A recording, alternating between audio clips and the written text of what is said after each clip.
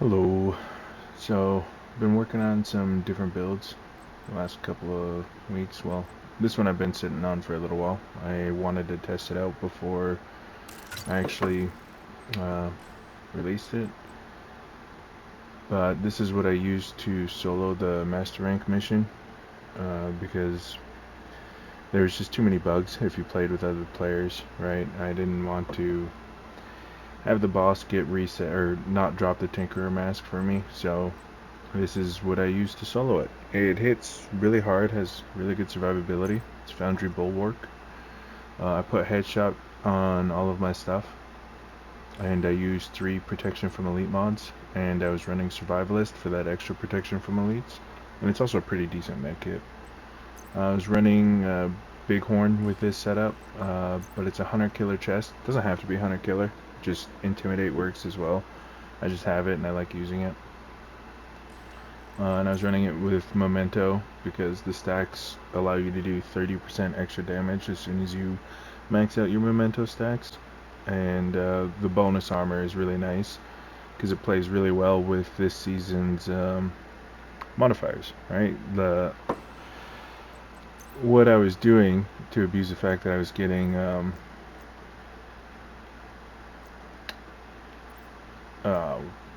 bonus armor was whenever you take 300,000 damage at skill tier, or you gain bonus armor, and if the higher tier you are, the more bonus armor you get. So I stacked really hard into stamina.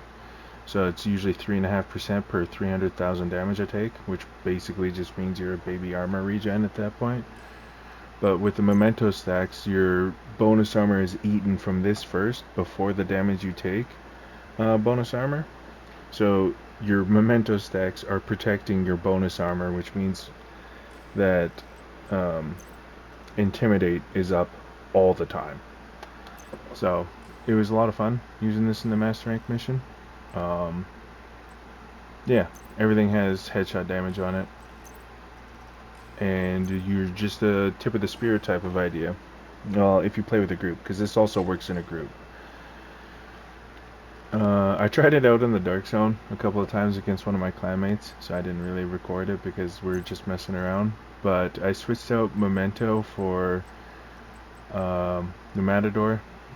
This one is not rolled the way it should be. If you have a setup like this, it should have headshot damage, probably hazard protection, or maybe armor regen if you want more. But I like hazard protection. It's really helpful. But yeah, this is what I use to solo the Master Rank mission. Another build that I've been working on to see how I like it. This is my updated armor regen that I run around with. This one doesn't have as much armor regen as regular armor regens. I think I only have like 51k. Where is it? Yeah, I have 52,000, so I wasn't too far off. But I stacked into crit chance, crit damage on everything, mostly crit chance. And that was to make it so that when you're actually like missing headshots, because maybe you're going against someone who's really good strafer or that kind of thing, it doesn't hurt that bad to just hit chest shots with it, right? So that was my idea. Only reason I did it like this with like armor regen was one, I'm running Intimidate. I'm not running Unbreakable, and it makes the Catharsis heal a lot better too, right? Uh, I went with, I don't know which one is actually performing better. There's 2 different ways I've been trying it. Bighorn with crit chance on it, and a Bighorn with damage to target out of cover. I think math-wise, the crit chance actually gives you more damage consistently because it brings your damage up to, or your crit chance up to 52. And it's not like you need to stack super hard into crit hit damage for the Bighorn because it's mostly headshot, and I still have 115% headshot damage anyway, so I think if you try this build out, you should mess around if you have 2 Bighorns. I know not everyone has that, but I think crit chance might be worth more to a setup like this than damage to targets out of cover. So I don't know. Yeah. Um, What else have I been working on? This is my breaking point build that I've been using in the Dark Zone. It's really funny. It hits really hard with the Ravenous because, in case you guys don't know how it works, basically what happens is if you fire from your left shoulder, you build up these stacks. I think they're the Gary ones. I can't remember which ones they are, but if you hit 5 shots, because it fires 2 barrels at once, and each shot is worth a stack, so pull the trigger, you hit both bullets, you get 2 stacks. So if you land 5 of your shots, you're good to go. You'll get to max. And each shot from your left shoulder, when you pop it, when you fire from the right, will give you bonus armor. And it's 4% bonus armor per stack, and it's doubled if you're at 10 stacks. Right, so that's 8% bonus armor per stack and 10% amplified damage to armor plates for 5 seconds. And then when you fire and land shots from your right shoulder, it builds up your offensive primers. And when you fire again from your left to pop the ones that you built up from the right, they deal 100% weapon damage when they explode. So it just hits really, really hard. And it's a lot of fun to use. I'm not saying this is like the best gun or the best like setup to be killing people with in the Dark Zone. I've just been having a lot of fun with it. But Breaking Point is... I came across this by accident. I was trying to make a Merciless build, and I saw a piece that said 25% marksman rifle damage and rifle damage. And I was like, oh, that's cool. I'm going to put that on Merciless because there's a ninja backpack build. And I didn't read the whole thing, and then I read the whole thing. I was like, that's a lot of words. I wonder if it's any good. And then it reads like Frenzy, which is insane to give rifles, right? So hitting a shot with a rifle or MMR grants a stack. Max stack is equal to the weapon's magazine size. Reloading will grant 2% weapon handling and 4% weapon damage per stack for 10 seconds. No stacks are acquired while the bonus is active. The timer running out will refill your magazine, and switching weapons while the bonuses are active will stop the effect and refill your mag. Switching weapons while the bonuses are not active will remove all stacks and refill your mag. That bottom part, I don't particularly care about. I only care about the top part, and I don't really care about the headshot damage because trying to hit heads with a rifle that's shooting super slow is not easy in the Dark Zone. You kind of want like a higher fire rate for that. But with Ravenous, you build 2 stacks per shot that you land. So you only have to spend half your mag to get to your full 60 stacks if you're landing all your shots, which is also not easy to do. But once you reload, it makes your right shoulder primers hit way too hard. And this build has been a lot of fun. It's really funny when you actually get to kill people, and using the Ravenous in the Dark Zone has been also a good time. This build slaps, and I really like it a lot. And you're at 1.6 million armor. Oh, I'm running Unbreakable on this setup with the Seska chest, just to live a little bit longer. I've been thinking of switching out the Seska chest for a everyday carry, but I'm not sure. I haven't done any testing with that yet, but that's a maybe. That's a strong maybe. And the reason this ends up hitting so hard is the backpack talent takes the damage increase from 4% to 7%. So yeah, I mess around with this build a lot. As you can tell, I just got the Ravenous yesterday, and I've already got to rank 9. So this is a fun build to use. I like it a lot. What else? Oh, I've updated my anti-goon build, or riot foam. I went with a little bit more damage and a little bit more crit chance. So instead of running a Picaro holster, I'm running a Fenris holster.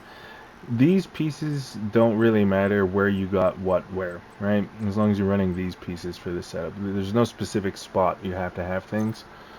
But I got Brazos chest with Unbreakable, crit chance, crit damage, and I'm running 3 um, blue, well, I guess 4 blue cores and 3 red cores, and everything on it has crit chance, crit damage, right? And it's been a lot of fun setting it up like this because it's a lot more damage, because I'm getting a skill tier from Brazos, another skill tier from running 3-piece Palisade, a skill tier from the backpack, so I'm at 3 without actually putting anything into it, and I get up to skill tier 4 because I run Technician. And yeah, this hits really hard. It's a well, I showed the capacitor last time, but yeah, you get 7.5 weapon percent damage per yellow core that you have, and the damage or the skill tiers that you get from Brazos and Palisade count towards that. So I'm getting uh, essentially 2 extra red cores just for running this setup like this. So it just hits really hard, and it gives you a really good boost to hive. You don't have to run the boost to hive. You can run whatever skills you want. I just like it because it gives the team Hasbro and it gives me Hasbro.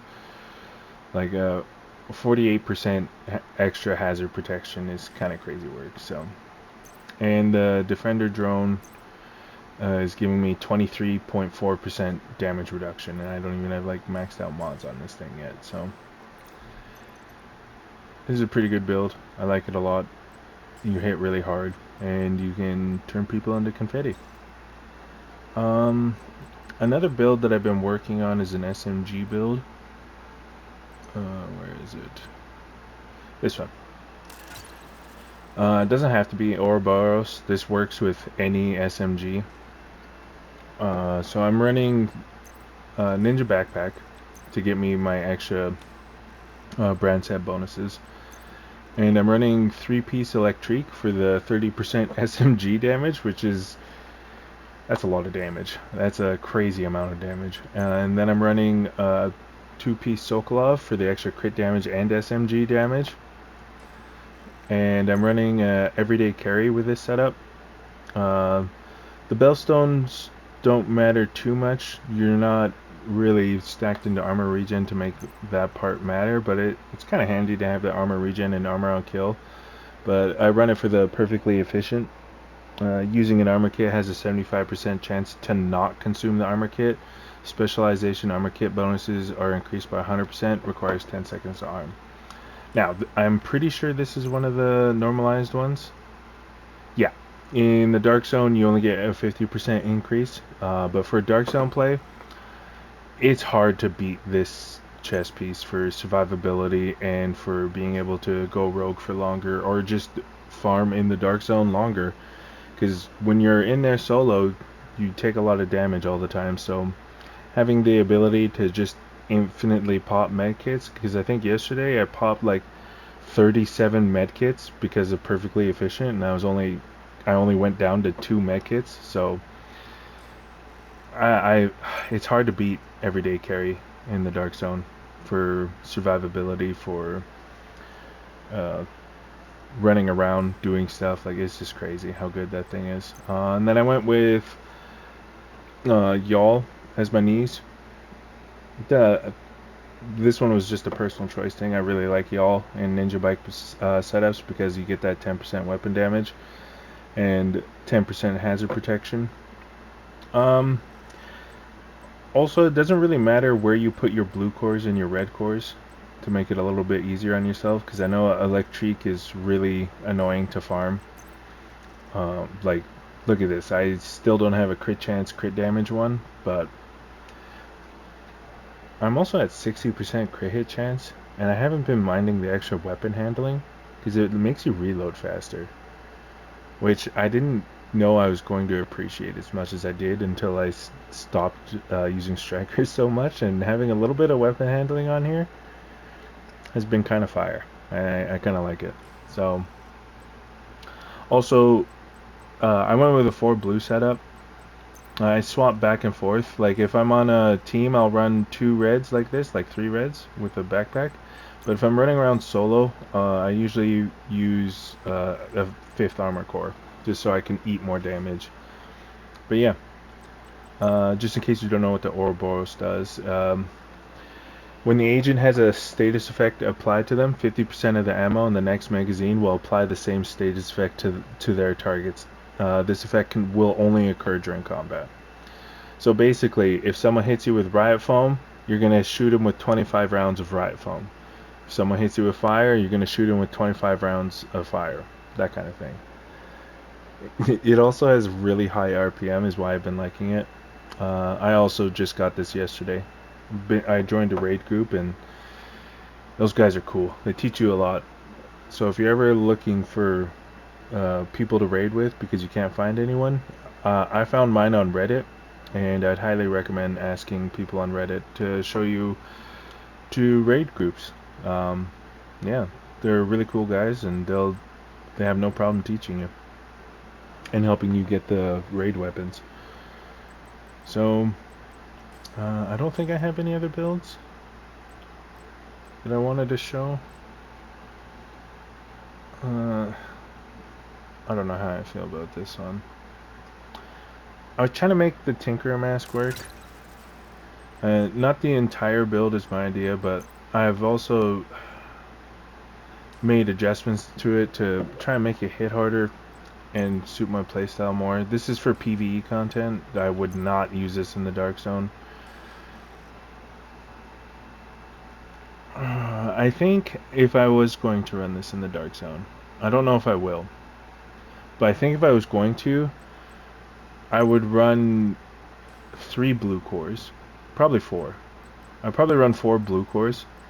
It's going to be annoying trying to farm those things, because like, I don't know if this has to be Providence, but I like the extra crit chance. Because I went with Unbreakable and Vigilance, Perfect Vigilance. And then I went 3-piece Zoo, except for I went with the Eagle Grasp gloves for the extra weapon handling. Because trying to fire rifles and keep them on heads, because I'm running Rifleman and Optimist. Trying to fire rifles without any weapon handling kind of really sucks.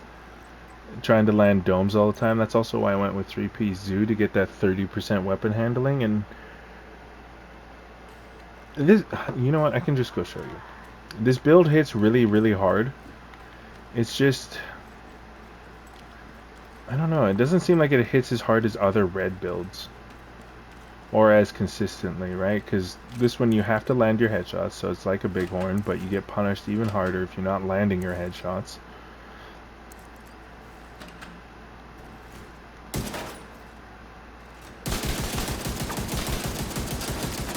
Right? I just feel like it should be hitting harder than like 6 mil for DPS.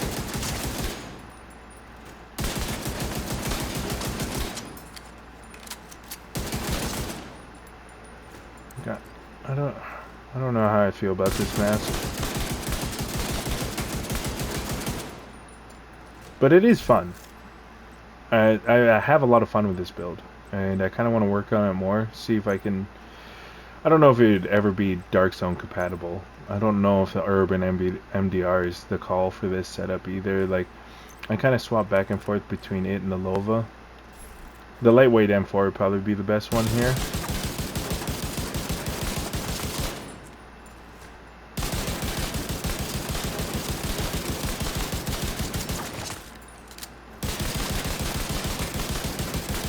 It's just controlling these things, not easy. And it does hit a little bit harder.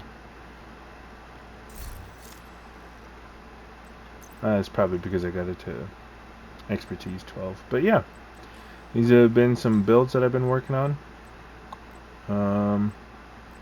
I'll work on getting some clips of these, because I imagine people want to see the clips of these. Oh, this one has been really fun. I've been using this one in the Dark Zone. I totally forgot that I wanted to show this one. So I've been running a Bighorn on Umbra with crit chance on it. Because the damage numbers you can get from this are also super hilarious. Let's reset this.